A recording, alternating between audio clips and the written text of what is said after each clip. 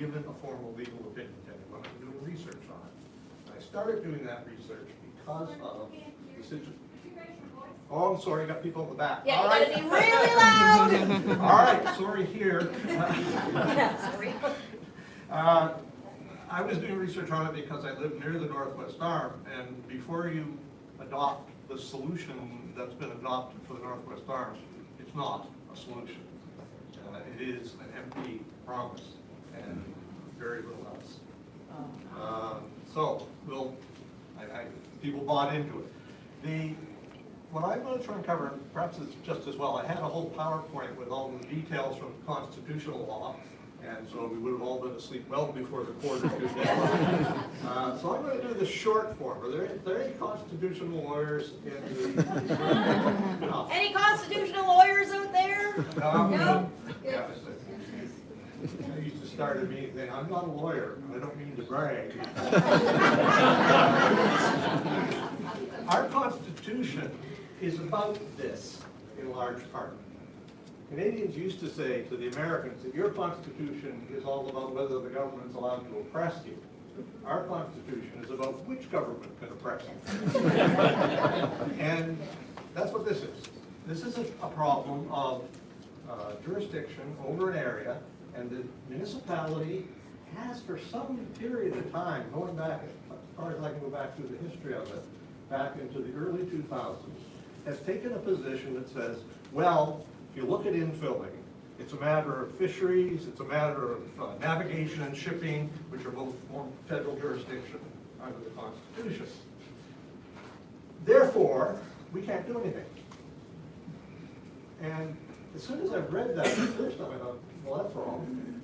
And it's not only wrong, I mean, it's just wildly wrong. The entire constitutional debate over 100 and some years on matters like natural resources is about how we share the jurisdiction.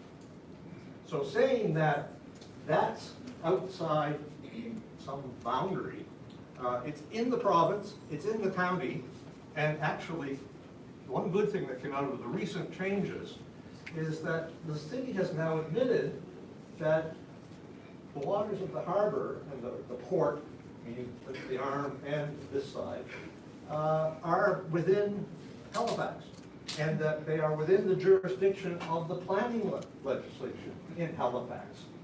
I say, okay, that's what I told you in 2021, and you said I was wrong.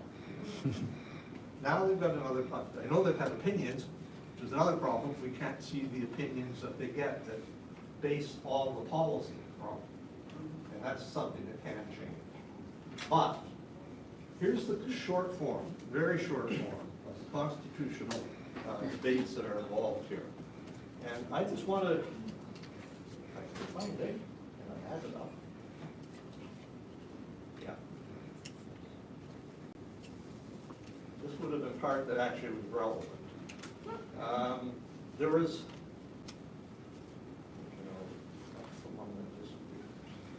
here we are.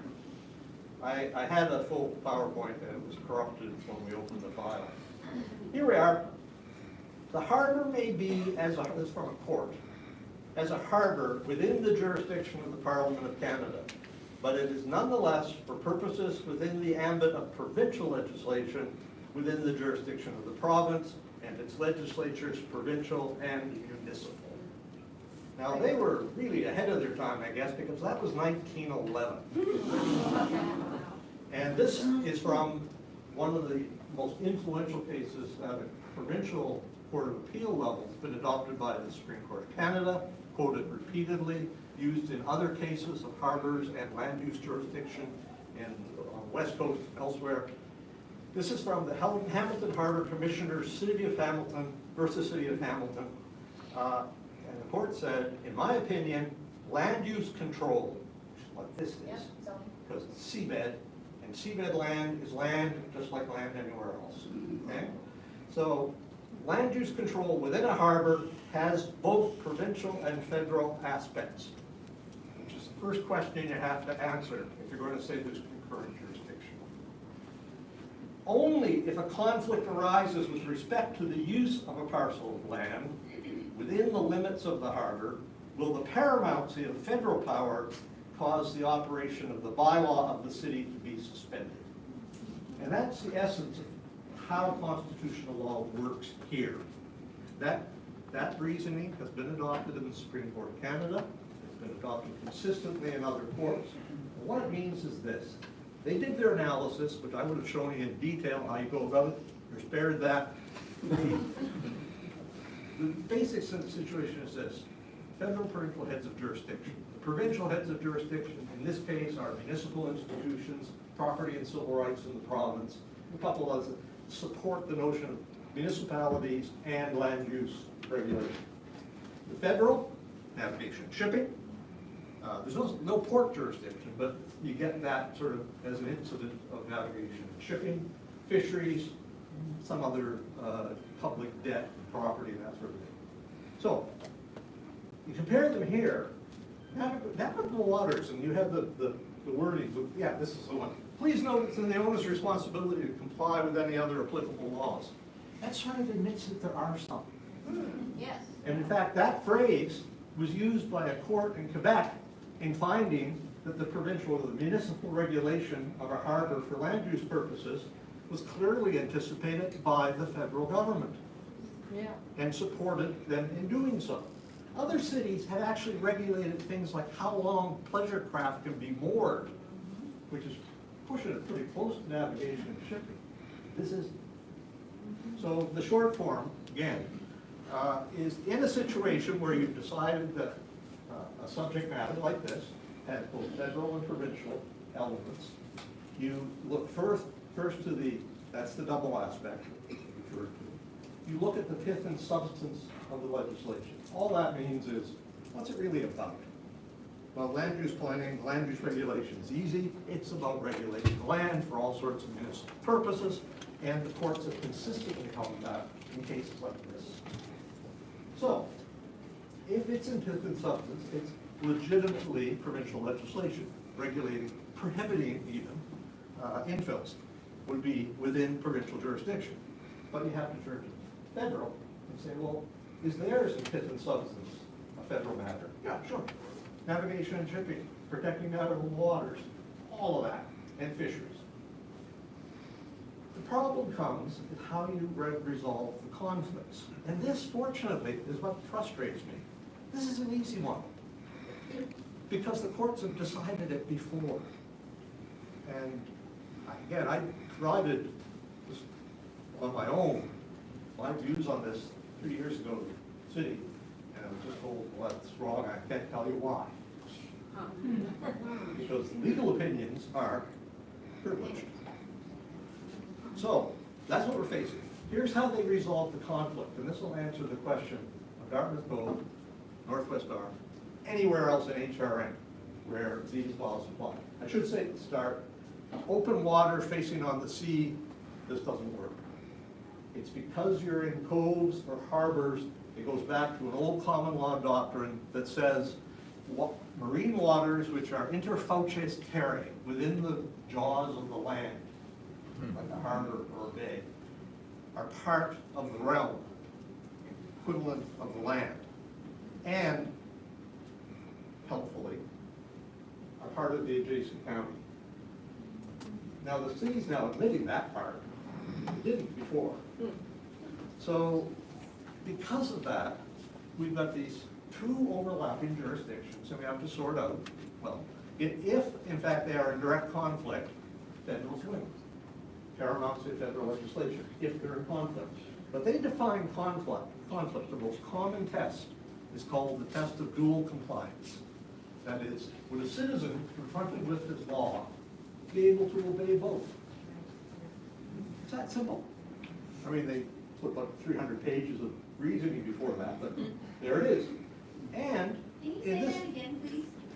it's dual compliance is the test for whether a conflict. There are a couple of other ways of doing it, but they don't apply here. So anybody nitpicking this later, it'll be in the full report.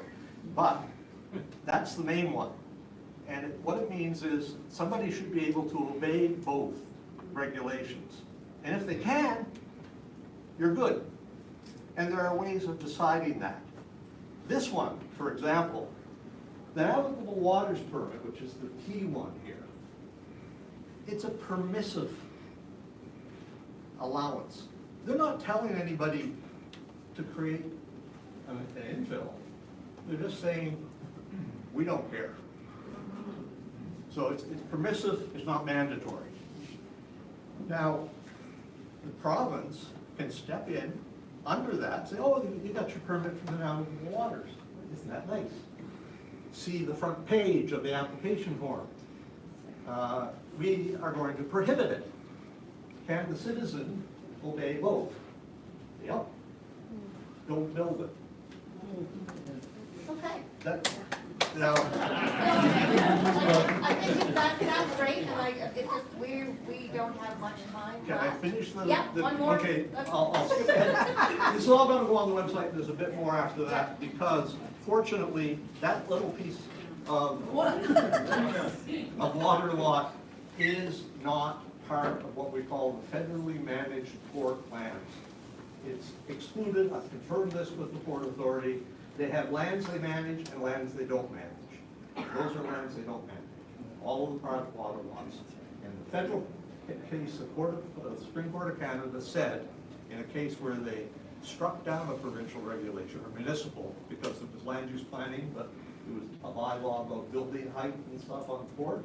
They said, no, you can't do that. But they took the time to add a comment that now, if there were no land use plan available at the federal level, and there was, the port had its own land use plan, we would not allow a regulatory vacuum, which somebody was mentioning earlier. The provincial law would apply, municipal. And that's exactly the situation we have here. Yeah, well, listen, we're